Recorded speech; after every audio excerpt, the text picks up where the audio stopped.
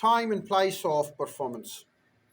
The rules of time and place of performance of contract are, as I explained in the part of my same video.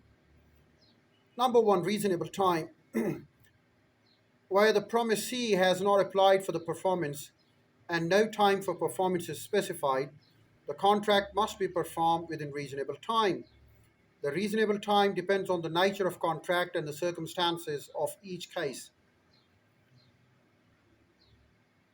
A promises to deliver a promise to deliver goods specified date.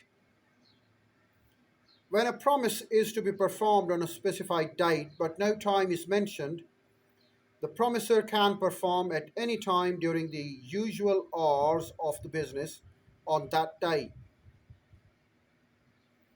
Proper place.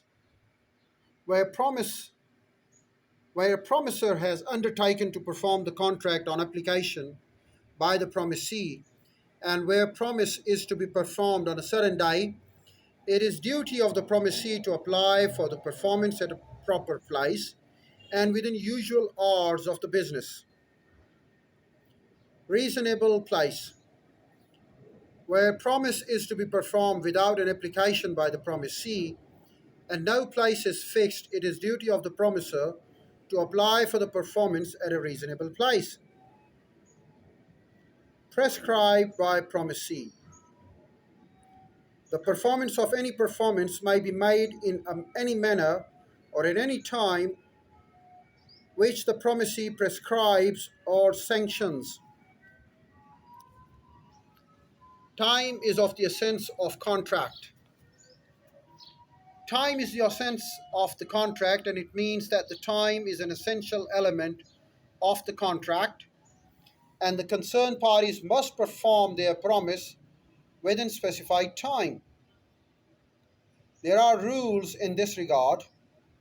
A sense of contract. When time is of the essence of contract and the promiser fails to perform within fixed time, the contract becomes voidable at the option of the promisee. The promise may revoke the contract and sue for the breach. Not for the essence of contract. When time is not of the essence of the contract and promiser fails to perform within the fixed time, the contract remains valid and the promisee will have to accept the delayed performance. The promisee can claim compensation for any loss due to the delay in performance. The delay should be reasonable, otherwise it will become voidable at the option of the promisee. Delayed performance. When promisee accepts delayed performance, instead of avoiding the contract, he cannot afterwards claim the compensation for any loss caused by the delay unless at the time of accepting delayed performance he gives notice to the promiser for his intention to do so. Appropriation of payment. The appropriation of payment means application for the payment to a particular debt.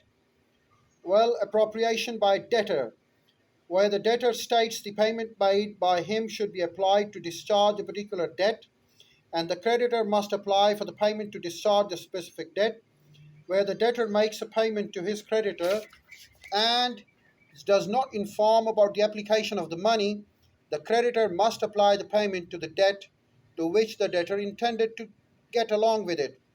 The next one would be appropriation of creditor, followed by appropriation by law, followed by appropriation towards interest, and next there will be contracts need not to be performed when there is termination by the agreement, when there is remission by the promisee, when there is a voidable contract, and when there is refusal to accept the performance. So this is how we will move along, and we'll end the eighth portion of the tutorial.